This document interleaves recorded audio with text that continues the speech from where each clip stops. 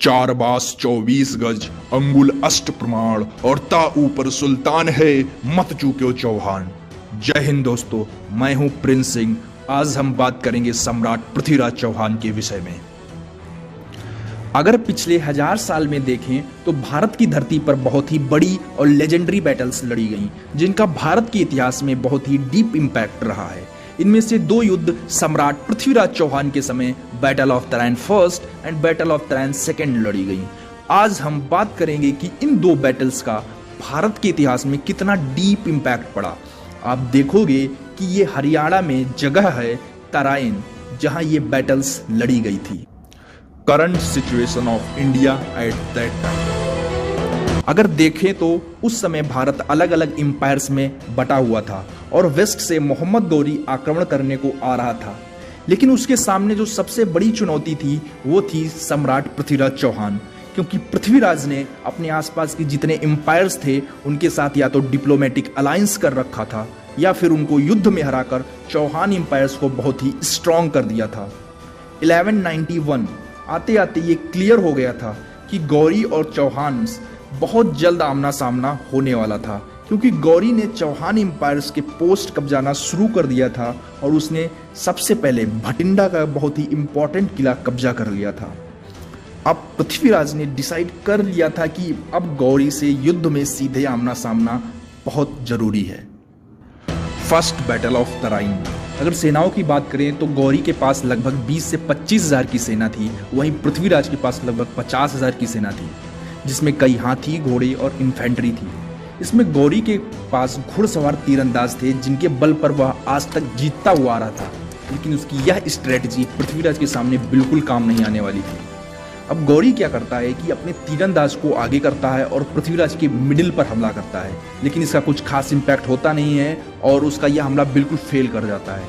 इधर से पृथ्वीराज ने ऑर्डर्स दिए कि डायरेक्ट गौरी पर हमला किया जाए, और अब क्या होता है, गौरी ने यह सोचा कि मैं खुद युद्ध के मिडिल में आ जाता हूँ, युद्ध कुछ बदल सकूं, लेकिन इसके सामने आ जाते हैं गोविंद राय। कहते हैं कि ये पृथ्वीराज के भाई थे और उन्होंने डायरेक्ट गौरी पर हमला किया और उसे इतना घायल कर दिया कि वह ऑलमोस्ट मरने वाला था, लेकिन गौरी के एक सोल्जर ने उसे वहां से घसीट कर लेकर चला।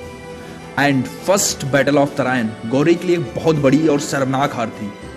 अब देखा जाए तो मेरे हिसाब से तो गौरी को जिंदा छोड़ना एक बहुत बड़ी गलती थी। उसको मार देना चाहिए था, किसी भी हालत में मार देना चाहिए था। यही युद्ध का नियम है जो भगवान श्री कृष्ण ने महाभारत में भी करवाया था।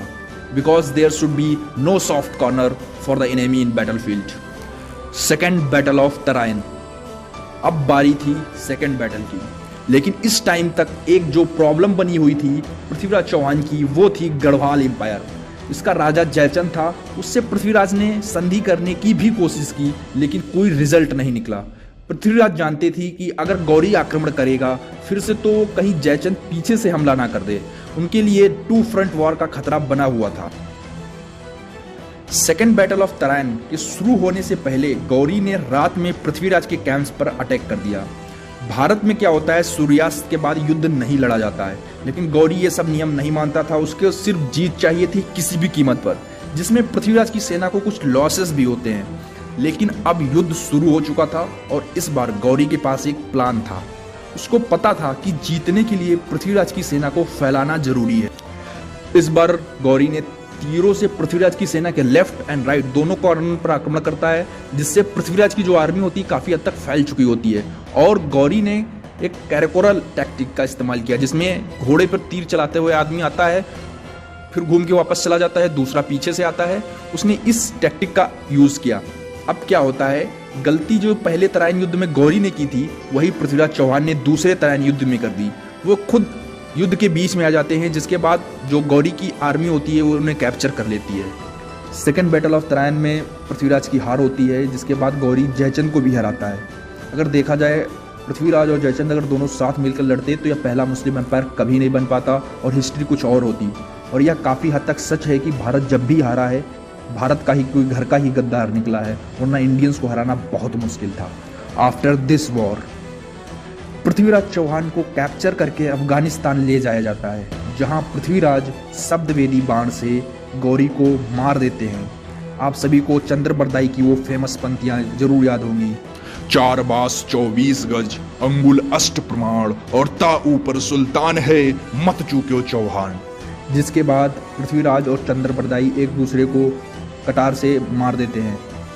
रिसेंटली में भी न्यूज आई थी कि अफगानिस्तान में पृथ्वीराज की ग्रेव जो है कब्र मिली है। वीडियो के एंड में मैं बस इतना ही कहूंगा कि सम्राट पृथ्वीराज चौहान का भारत के इतिहास में बहुत ही महत्वपूर्ण योगदान रहा है। जय हिंद, जय सम्राट पृथ्वीराज चौहान।